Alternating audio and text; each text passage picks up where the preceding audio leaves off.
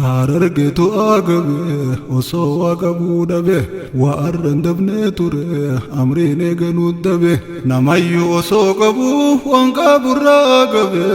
jireenya jijjiirrachuuf garaa fi lagaas labe fiiguus hin jijjiirratu lubbuu isaatu dhabe shufeerran karabbe shiftoonni karaa qabe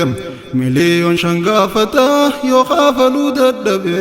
rasaasa mataa dhawe ajjeesa dantaa dhabe lubbuun namaa salphatte hanqatte qoraan qabe waan qabu gurgurachuuf harargeen karaa dhabe maatii beelti buqqifte achii fi achiis dhabe sadaqaa funaannachuu malee waan biraa dhabe laaleetiin baay'ee nahee garaan koona dadhabe yaa rabbi naaf dirmadhuuf hawaasni kan koo cabe laaleetiin baay'ee nahee garaan koona dadhabe yaa rabbi naaf dirmadhuuf hawaasni kan koo cabe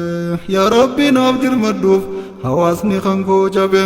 yaa rabbi naaf dirmadhuuf hawaasni kan koo cabe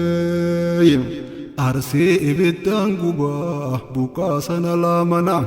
rasaasatti roobsanii roraasan sa'a nama manaa baqachiisanii gaaratti galchan nama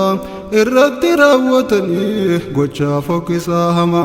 ilmaan leenjisaa diigaa gooticha qixxee kumoo osoo nu fayyimmadaan muraa harkaa fi harmaa madaa gubbaadhaan madaa nuuf dabalayyaa jammaa kaleessa harkaa farmaa arraas nu muran mormaa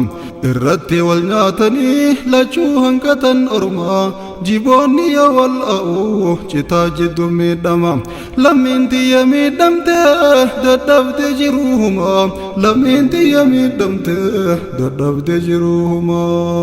lammiin tiyya miidhamte dadhabde jiruu humaa yaa ilma waaqoo guutuu gooticha qixxee humaa dhiitee akka waan haftuu hin yaaddawinaa humaa miidhagdus yoo miidhamtus yoomuu ban biyyaasumaa biyyootee gubbaa teeyse yoomuun taatu keeysumummaa siin diduuf gootawwan kennan mormaa keeysumummaa siin diduuf gootawwan kennan mormaa haajii adamsaat doofaan kan jilbeeffatin normaaf nadhii gammadaa sabaaf aarsaa taayyaa jammaa du'aaf jiraasaas dhabnee kan sabrin ilaamaa rabbuumti araamatuuf mootichi argeebsamaa rabbuumti araamatuuf mootichi argeebsamaa rabbuumti araamatuuf mootichi argeebsamaa yaa ilmaan Huseen Bunee leencicha fakkii namaa yaa ilmaan Adam Jiloo gooticha qixxee kumaa yaa ilmaan Aliyyi Jirree